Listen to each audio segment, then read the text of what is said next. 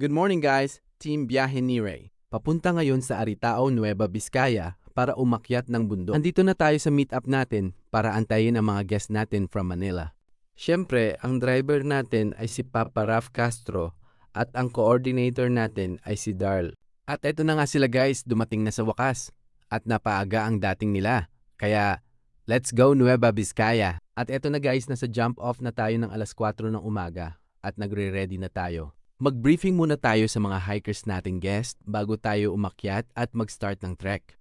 At huwag natin kalimutan humingi ng gabay sa ating Panginoon May Kapal upang gabayan tayo sa akyat natin. At eto na guys, nag-start trek na tayo. Oras alas 5 ng umaga. Ang una natin ay ang Mount Malusong. Nag-picture-picture muna si Sir at napahanga sa ganda ng tanawin papunta sa Mount Malusong. At sa wakas guys, narating na natin ang Mount Malusong sa ganda nito. Ayan, napasayaw na ang lahat at ang ganda ng Sea of Clouds.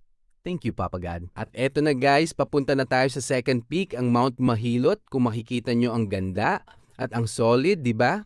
Na nakakawala ng stress talaga. At eto na guys, nagpahinga muna kami at nakaramdam na sila ng pagod at malapit nang maubos ang tubig na dala. At ayun na guys, narating na namin ang Mount Mahilot at legit, pagdating mo dito, mapapagiling ka talaga. Mapapahilot ka ng binti. Wow! At eto na uli guys, naglalakad na kami papunta naman sa Baan Peak. Pa third peak na kami at tirik na ang araw. Oh no!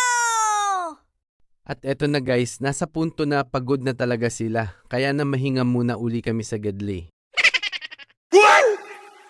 At eto na guys, at sa wakas nasa Baan Peak na kami. At konti na lang matatapos na namin.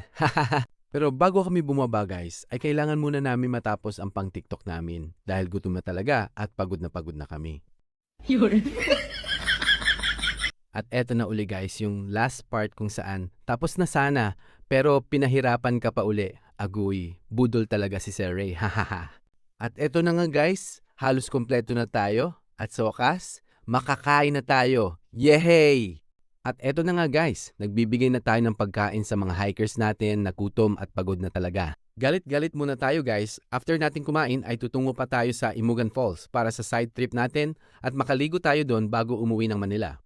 At eto na guys, nasa Imugan Falls na tayo at kumukuha na tayo ng solo drone shot. Pamakaligo na tayo at makauwi na ang lahat. At dito na natatapos at salamat sa lahat ng nakasama sa akyatan Team Biyahe ni Ray. At huwag niyo kalimutan mag-like, follow at mag-share ng video natin. Salamat. Team Biyahe ni Ray.